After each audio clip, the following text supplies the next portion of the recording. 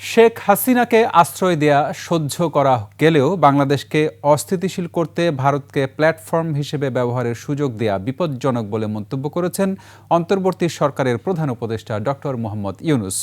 British সংবাদ মাধ্যম গার্ডিয়ানকে দেয়া সাক্ষাৎকারে প্রধান উপদেষ্টা বলেন, গেল আগস্টে বাংলাদেশের অবস্থা ছিল গাজার মতো বিধ্বস্ত। সাক্ষাৎকারে সেনাবাহিনীর পক্ষ থেকে চাপের কথা নাকচ করে দেন ডক্টর ইউনূস। বিস্তারিত দুলি মল্লিকের রিপোর্টে।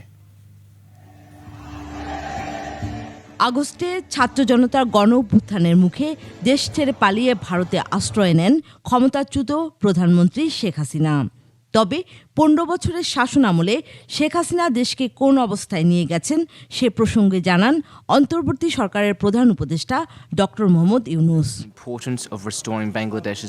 ব্রিটিশ সংবাদ মাধ্যম গার্ডিয়ানকে দেওয়া সাক্ষাৎকারে ডক্টর ইউনূস বলেন, আগস্টে বাংলাদেশের অবস্থা ছিল গাজার মতো বিধ্বস্ত। কোনো ভবন ধ্বংস না হলেও পুরো প্রতিষ্ঠান, নীতি ও আন্তর্জাতিক সম্পর্ক ধ্বংস হয়ে গিয়েছিল। হাসিনার শাসন আমলে কোনো সরকার ছিল না উল্লেখ করে একে দস্যু পরিবার আখ্যা দেন তিনি। ভারতে শেখ হাসিনার অবস্থান নিয়েও সতর্ক করেন ডক্টর ইউনূস। বলেন, দেশকে আগের অবস্থায় নিয়ে যেতে শেখ হাসিনা যেভাবে ভারতকে প্ল্যাটফর্ম হিসেবে ব্যবহার করছে তা বিপজ্জনক। শেখ হাসিনা তীব্র সমালোচনা করে প্রতিবেদনে দেশের বর্তমান আইনশৃঙ্খলা পরিস্থিতি, ইউনূস সরকারের সক্ষমতা ও সংস্কার প্রক্রিয়া নিয়েও প্রশ্ন তোলা হয়। উঠে আসে সেনাপ্রধানের সাম্প্রতিক কড়া বক্তব্য। যদিও ডক্টর ইউনূস বলেন, সেনাবাহিনীর সঙ্গে সুসম্পর্ক রয়েছে, কোনো চাপ নেই।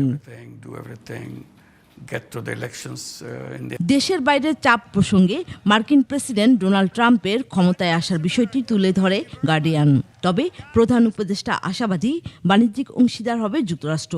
এ বিষয়ে চুক্তি না হলেও বাংলাদেশের গণতান্ত্রিক প্রক্রিয়ায় তার প্রভাব ফেলবে না বলে মনে করেন ডক্টর ইউনূস।